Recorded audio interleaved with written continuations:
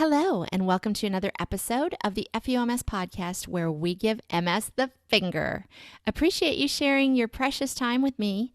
Today, I'm talking with a woman with MS who's helping other women to thrive with MS. But before I introduce you to her, I want to remind you that we have FUMS merchandise like coffee mugs. Oh, I should have had one here. Coffee mugs, hats, t-shirts, jewelry, face masks, sweatshirts, all the things emblazoned with FUMS on them so you can share your FUMS spirit with the world. Go to FUMSnow.com/shop and wear and share that FUMS attitude. Okay, let's get to our guest.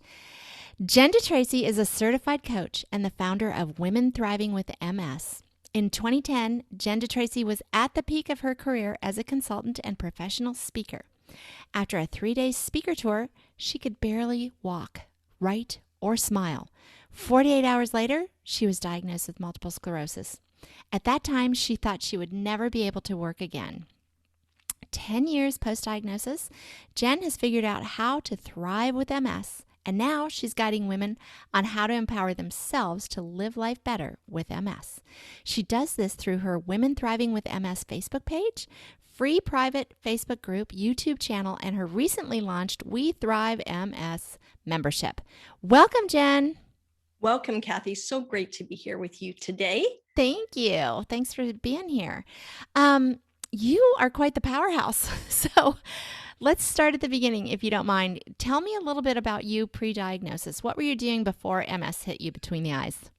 Yeah, I love that, hitting between the eyes beforehand. Okay, so one of the things that I became passionate about several years before being diagnosed was running. And I was living in Vancouver, Canada, and which is like mountains and ocean Out land. and about. I can hear you with your out and about. Mm-hmm. And we did it.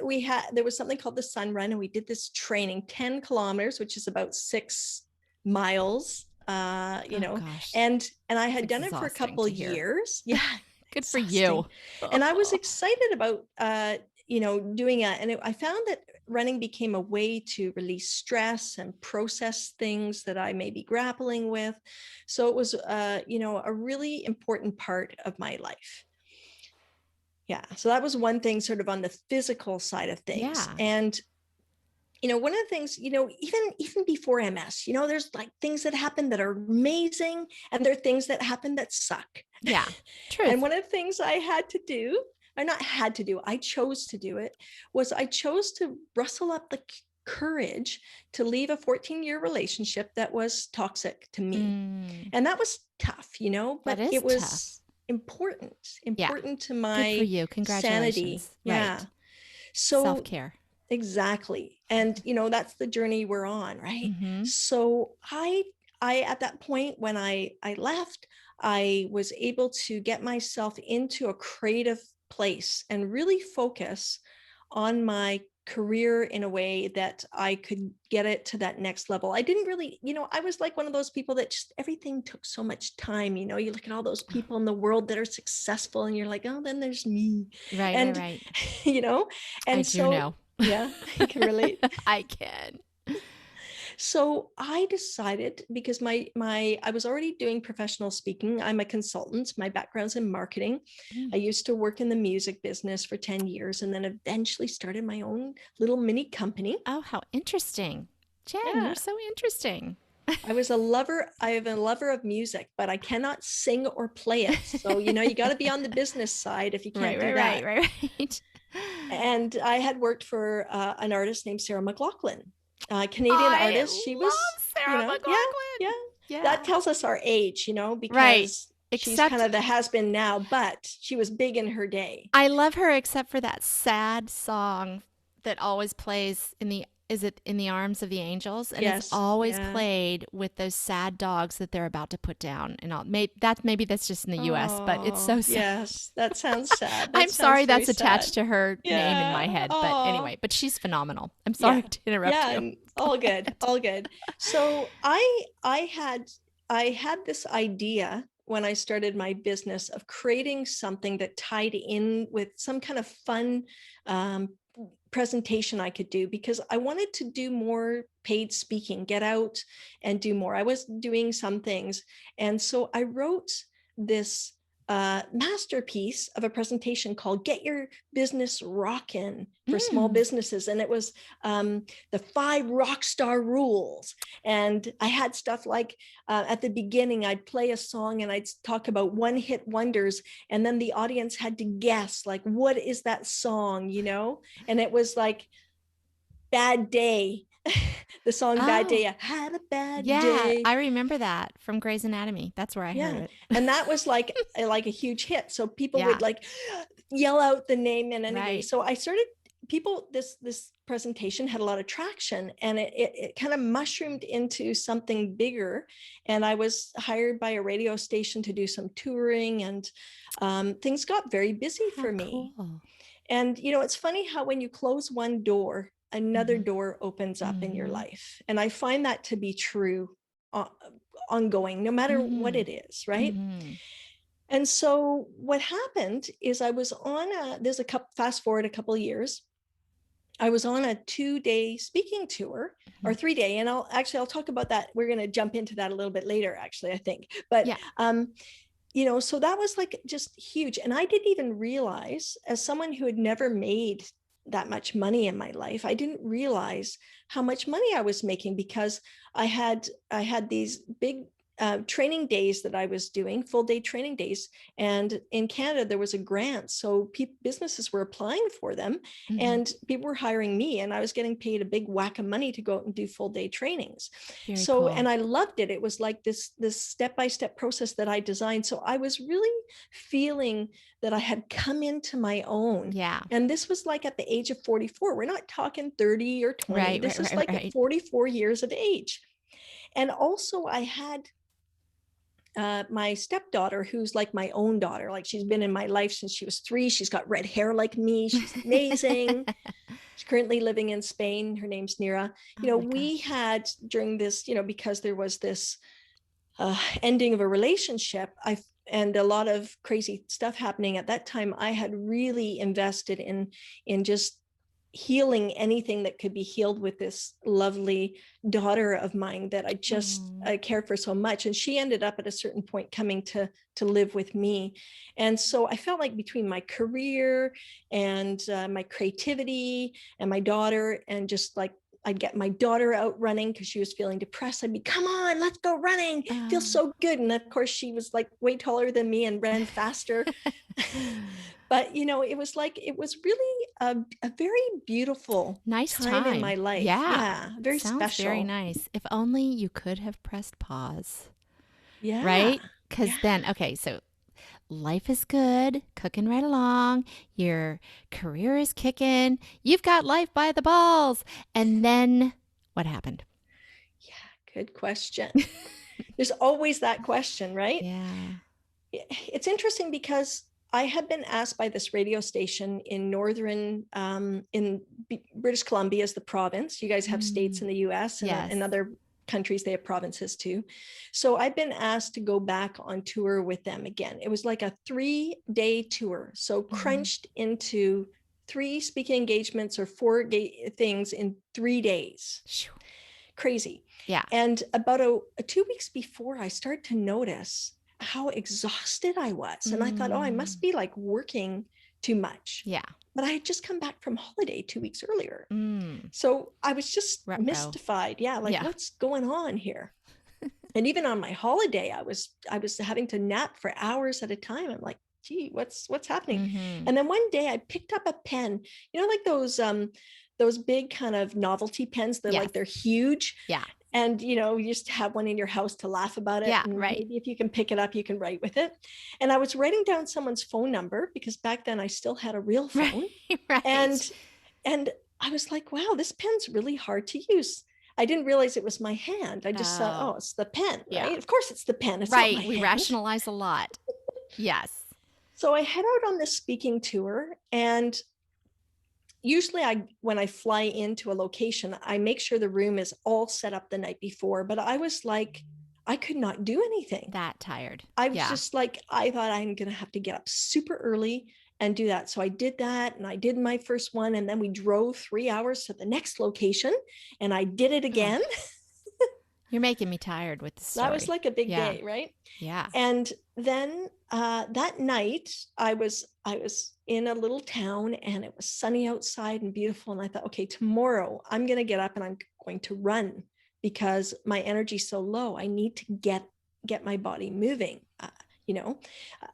So the next morning I got up and I'm like, oh, I don't want to get out of bed. Yeah. And I go out for a run and my leg starts occasionally dragging behind me. And I'm like, I thought it was funny. It didn't hurt. So I'm like, okay, this is kind of, this is well, odd. This is kind of cool. Right. Oh, God. Because when you don't know what cool. it is, like, well, what cool? Denial, cool. Right. And so then I did my full day. It was a full day training with the organization. And I had to hide the fact that I could barely write. Like I was taking notes. So I'm kind of like masking that, right? And then the next day, I think that night we drove to the final town of our destination. Oh my God. And I was at the restaurant and I couldn't believe it. Like the food, I ordered the food. I'm so polite and I'm so like really nice to people, generally speaking. Right. And the well, waitress, you're from Canada. Isn't everybody from Canada really nice? Some people are. I think so. So the waitress disappeared for a really long time. I thought, okay, it's fine. She's out for her smoke break, but I was so hungry. And when she came back, I had like this complete meltdown. It was totally out of character. And like, what the heck is going on? Like, I just was like, I had lost it. Yeah. I totally lost it. And the next morning I set up a table at the front of my presentation to hide my leg so people couldn't see it drag. Gosh. And then when I was done, I was like, okay, thank goodness I'm done. Check. I get on the plane, I fly back, I go to bed that night, I wake up the next morning and my lip is drooping. This is all on the left side. Yeah. So I rush off to my naturopath. Yeah, well, I didn't think anything. I'm like, okay, I'm just like, I'm burnt out. Something needs to be adjusted. I just need to be cracked, you know? Yeah. I have a naturopath who's like a magician. He's going to take care of me. So I rush off to my, all my respective people. They fit me in. I don't know what happened. Like, it was like that whirlwind. Stars aligned. Yeah. And both practitioners, my naturopath and my physiotherapist said to me, Jen, there's something going on around here, like just in the top area, just under the neck, kind of ear between, just at the top point there. I think it's like C3. And I'm like, and they're like, come back on Monday if you need more support. So I'm like, okay, great. I'm just so like burnt out from the tour. I'm not really even thinking clearly. I'm not in a rush to go anywhere. Yeah. So now we're Saturday and a friend says to me, Jen, I was meeting her at a event to go see a play. And I'm walking up to the lineup and she's like, what the heck's going on with you, Jen? Oh. I'm like, Uvina. Yeah. It's like, Uvina, my leg. I told you about my leg. She's like, you need to go to emergency. Oh.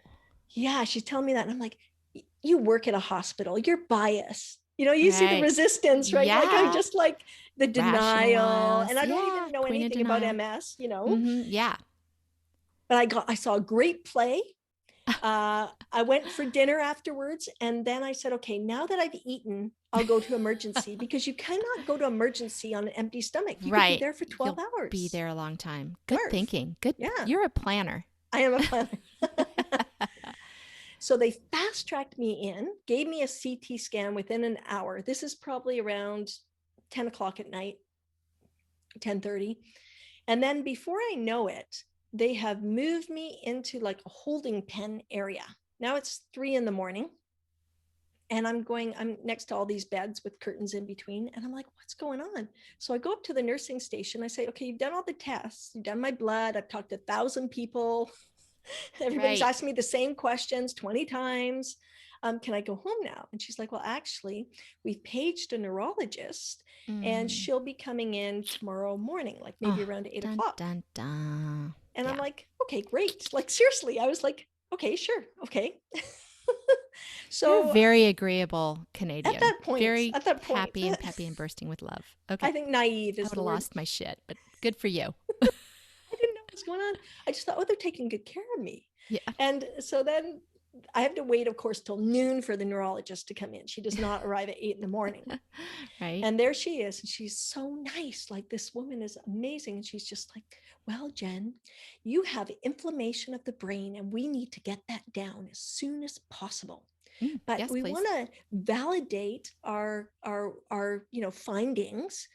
She didn't use the MS word. Want to validate our findings first by giving you an MRI. So we're going to check you into the hospital because, we can't get you into MRI today.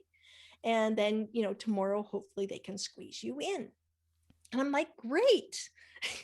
And then she said, and I'm going to be your neurologist. And I thought, well, you're a nice person. I'm going to be your neurologist, but I'll be away for a week. So another neurologist will be taking care of you. And I didn't cross my mind then, I'm going to have a neurologist. Why would I even need to have a neurologist?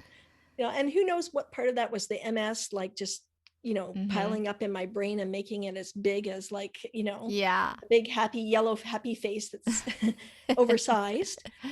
And so I was admitted to the ward, and the next morning I wake up and there's my friend Uvina, who works at this hospital with a little commuter wheelchair, and she's like, I'm taking you down for an MRI. There was a spot available.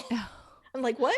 We all need a Uvina in our lives. I know, like she was getting shit done for you. You know what? She Good friend. Was in charge of the whole radiology schedule. Oh, nice. And she saw a gap. Like, talk about knowing people. Yeah, right. I didn't know that this would be a benefit to me. Right. So anyway, so I did that. And she wasn't there when I got back. She didn't pick me up and return me. She just delivered me. And then my sister came in on a ferry to meet me, and we were talking. And then 3 doctors came in. They all lined up at the door, Oh, yeah, that's not a good sign. The expert and the students. And I guess this was the neurologist that was not the so nice one. Oh, I'm familiar with those. I'm much more familiar with those than I am the first one you mentioned. Yeah, thank goodness I didn't end up with this guy. Anyway, he makes his announcement. He validates, yes, you do have inflammation of the brain, and we are 99% sure that it's MS, multiple sclerosis. But we want to do a lumbar puncture to make sure. Oh, God. The worst. Yeah. Yeah. So you know what I say to him? Because I've already talked to my sister about, I don't know how I knew about lumbar punctures, because I really don't know much about MS at this point or anything. I said, well, do you have experience doing them? Oh, good for you. I wouldn't have had the presence of mind to think of that, but good for you. And you know what he said? Oh, I bet. What did he say? He said, I have 25 years experience, but I don't have time. Oh, okay. Yeah. All right. So he wasn't going to do it. So I told the resident doctor, after they skirted out, they're right by the door, and then they leave. Yeah. Right. Get out as soon as you can, right? Right. From the crazy woman who's just taking it in. Yeah. And so before that, I talked to a doctor. It was funny because my sister, who is a gabber, like, she can talk nonstop. Well, she's silent. Like, this is like, gobsmacked. Yeah, gobsmacked, right? Yeah. And neither of us really know as much about MS. So, I mean, it was a moment of pause. Right. That was a good thing, actually. And so I talked to the resident doctor, and I said, listen, I will not do an MRI. A lumbar puncture. I will not do a lumbar puncture with someone who has never done one before. Brilliant. So smart. I mean, they were looking at putting me down into the radiation place to have someone, be directed on how to do it. But I've heard stories about lumbar puncture not going well. Yeah, right? That is not one that you want to be teaching on. I understand that has to happen, but... Not me. Not me. Right. I'm with you. So what happened was the guy, that student teacher, came back to me, and he said, well, you know what? The neurologist has said he would do it if he can bring students to show them how. And I said, load up the room. Yeah. Load who cares? Up, bring in truckload. I just want the expert actually doing the deal. I don't care who's in the gallery, right? Yeah. I'll be naked. It doesn't matter. Right. Just like, come on in. Bring him. Yeah. And he was good. It was, good. I only had a sore back for about a little bit of a sore back for about 2 months afterwards, but the whole process was seamless. Like, no, it was really like I don't know, did you have a lumbar puncture? Uh-huh. And what was It your was awful. experience? I got that horrible headache that lasted several days and it wasn't good. And I stayed perfectly still just like they tell you to do, and it just was not. It was not good.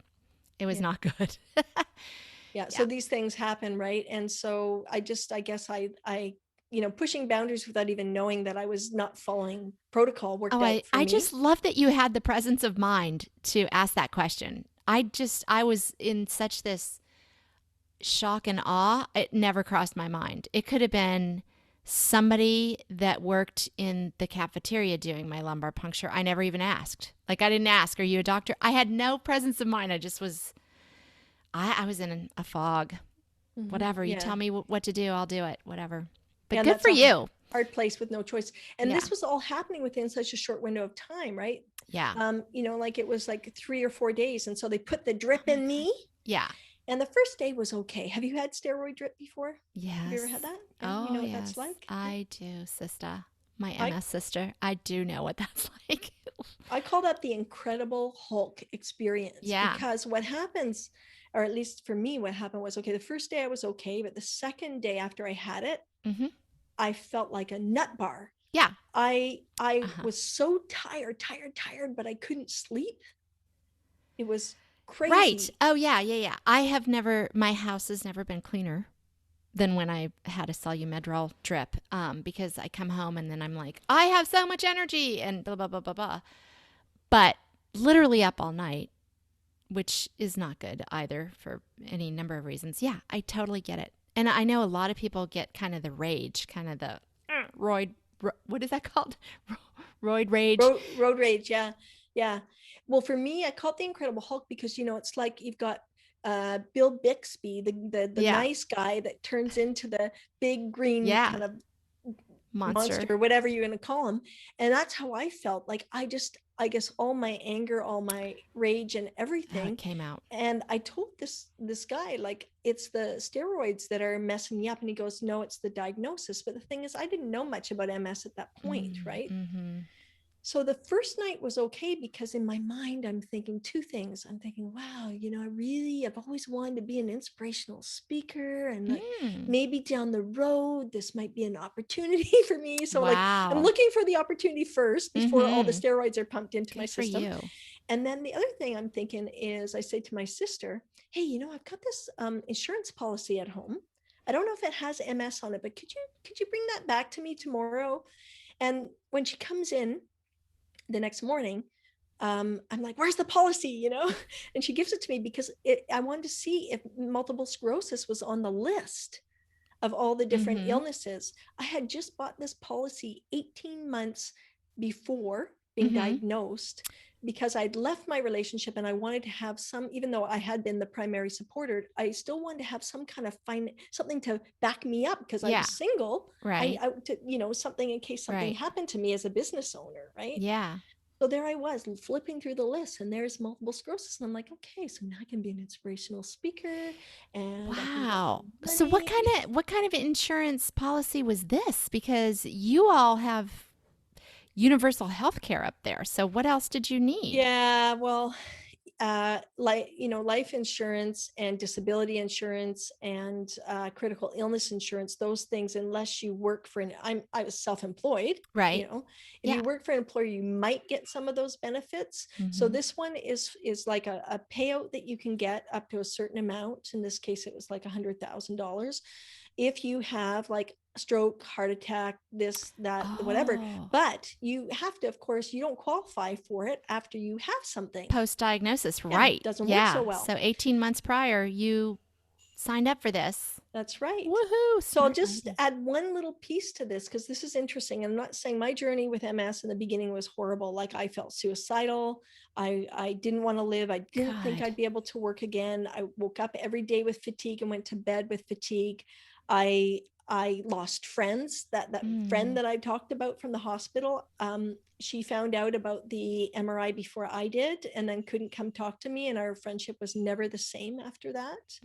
So, Mm. there's like that feeling of loss that Mm-hmm. happens from losing a friend that you think was like that Yeah. person that was there for you that couldn't handle it. Mm-hmm. Um, And the fatigue was just so big at certain points. I could not, I had stacks of laundry and stacks of dishes, and getting the dog out was very hard. So it was a very difficult time in the beginning. And I don't know about other people, maybe it's just the grief, but I had this visceral feeling of, I'm going to die.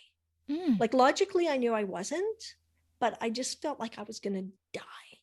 I was going to Wow. die, or I was dying. That is a dark, dark place, my friend. Yeah. So, how did you go from that to starting Women Thriving with MS?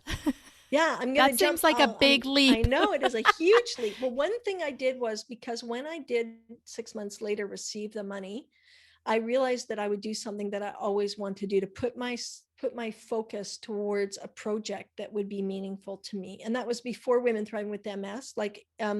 But it was like I wanted to put together a book from my business side of things. I needed something to focus on that would take me away from ruminating about how crappy my life was. Yeah. And how my career was like just kind of crushed, right? Mm-hmm. So I wanted to do that. And the other thing I started to do was I started to go to silent retreats. I started to go to silent retreats, 10-day silent retreats. Holy cow! Like literally, don't talk at all. Almost Nobody. pretty much. It was a little different because it was at a all denominations are welcome, but it was a Christian place, a beautiful place. And what you do is you come in and you don't talk, but you have an hour a day to talk to a I don't know, call it a spiritual guide, to unpack what's going on for you. So you have that, and there you eat meals together, but you don't talk. Oh. And then there's a gathering once a day where there's kind of like an experience. So basically, there's two hours a day where there's some, you might say a few words, or that kind of thing. And I did that several times because I felt like I needed to reinvent myself. Like I just had to ask myself, everything had been so career focused in my life, and I couldn't run anymore. And I just needed to kind of ask myself the question, who am I now? Who am I now? Yeah. Wow. It's just so hard to figure out when we are attached to labels and have lived a certain lifestyle where you're working, in my case, 12-hour days, which, clearly wasn't working for me. Right. And then everything shifted. So now you needed time to catch up. Yeah. Well, good for you for recognizing that and participating in something that was helpful to you. Being silent, as you can imagine, this chatty Kathy, that might kill me. I don't know. I couldn't do it. That would be horrific for me. But good for you for recognizing something that would help you. And it sounds like it obviously did, because look at all you're doing now. You would be surprised. And that whole thing is a journey in itself, in that 10 days. You learn so much about yourself. And I think after doing it several times, I said to myself, each time I come away with something different. And so the last time I did it, I'm like, I wonder what it's going to be today. What am I going to come away with from this retreat? And I was laying on a Reiki table and receiving healing touch, actually. It's kind of like Reiki. And I heard this voice, and it said, you can do something more purposeful. And I took that really to heart. Like, I'm like, okay, I'm hearing this voice, divine download. And what am I going to do about this? Right. So I went out, there's the labyrinth, and I walked the labyrinth and I went up to my little desk in my little room, and I started writing. And I realized that what I wanted to do was to create a community for women to discover how to thrive or live life. It wasn't defined yet. Live life better with MS, because we are, many of us live with fatigue, brain fog, and different things. And it's like you're thrown back into the world. The medical system doesn't have something. There are support groups, but they're not always a good fit for everybody. Truth. As I discovered, I garnered a lot from it initially, but I was more about looking to the future in my life and not living in the past, or at least trying to do that. And I just didn't fit into the support group. Yeah. I want to create something. And so that was a long 6-year journey to get to Mm-hmm. even where I am today. Mm-hmm. And I started doing YouTube videos to document my experience with Mavenclad, because that drug there was very little information from the patient's perspective on it. So I started Mm-hmm. to YouTube on that. Now I get a lot of traction from those. But my goal was really to get into mindset stuff. How can Mm. we, because you can do diet, you can do exercise, but if your mind Yeah. isn't in the right place and you're Right. struggling, then what does it matter? Everything Truth. else is just no, it just Yeah, doesn't really support you, right? that's true. That is so true. So from there, I started a women's book club group for MS. I threw it out just on a bunch of different Facebook groups, and I was like, oh my goodness, there's a lot of women interested. I had like maybe 30 women interested. So and they were in different parts of the world, which makes it more difficult to Yes, right. Meet orchestrate. up. Right. Yeah. Yeah. But I picked a book. The book was Pema Chodron's uh, Take a Leap. Oh, okay. So And not an MS book, but something no, a else book more about mindset. mindset. Yeah. Got Freeing it. ourselves from old habits and fears. Because I Oh, think in MS, brilliant. fear really ramps Oh, itself up God. in a Yes, it does. huge way. Yes. Huge. And so I did the book club group, and I found that women were really excited about being a part of it. Some people would show up at first, and then, some people wouldn't show up anymore. Fall off. Sure. Um, but I realized that that was like a good beginning for me to kind of Mm-hmm. go into that field. And I was studying to be a coach because I wanted to learn that as well. And so just all of that happened. And then one day I I started after the book club, I started a Facebook group.